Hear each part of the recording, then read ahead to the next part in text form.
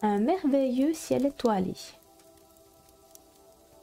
C'était la veille de Noël. Perdu dans ses pensées, Paul, un adorable petit garçon, admirait de sa fenêtre le ciel, joliment étoilé. Son frère Nicolas et sa sœur Lola le questionnèrent. « À quoi songes-tu ? Tu as l'air si préoccupé. » Paul pointa son doigt vers le ciel et répondit.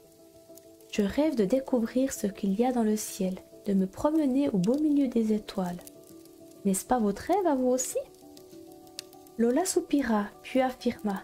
« Moi, ce que j'aimerais, c'est être dans le ciel pour observer les planètes et admirer notre jolie petite maison de là-haut.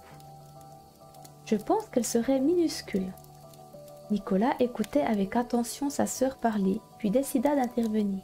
« Hélas, notre rêve ne se réalisera jamais. » Les 3 enfants étaient très tristes.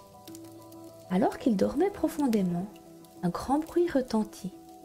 Lola se réveilla en sursaut. Curieuse, la fillette regarda par la fenêtre. Un magnifique traîneau en bois, illuminé de lumières plus scintillantes les unes que les autres, était là, face à elle. Il était tiré par 2 reines magiques. Il s'agissait du Père Noël. Émerveillée, Lola réveilla ses frères. Le Père Noël s'approcha et leur dit « Joyeux Noël, mes enfants! J'ai une magnifique surprise pour vous. Montez à bord de mon traîneau. Nous allons contempler les étoiles. » Les enfants n'arrivaient pas à y croire. Ils allaient enfin réaliser leur plus beau rêve. Ils s'empressèrent de rejoindre le Père Noël. Aussitôt, les reines commencèrent à galoper puis s'envolèrent en direction du ciel, zigzagant entre les étoiles. Quelques minutes plus tard, ils atterrirent sur une planète hors du commun. Elle était illuminée d'un sublime arc-en-ciel et comportait de magnifiques fleurs scintillantes, d'originales maisons en forme de champignons et une multitude de montagnes. Lola et ses frères étaient ébahis. Ils n'avaient encore jamais rien vu d'aussi féerique. Ils remercièrent avec beaucoup d'émotion le Père Noël de leur avoir permis de réaliser leur rêve. Quel cadeau exceptionnel! Il était l'heure de rentrer. Les enfants profitèrent de leur dernier moment auprès du Père Noël et contemplèrent avec une profonde admiration les étoiles.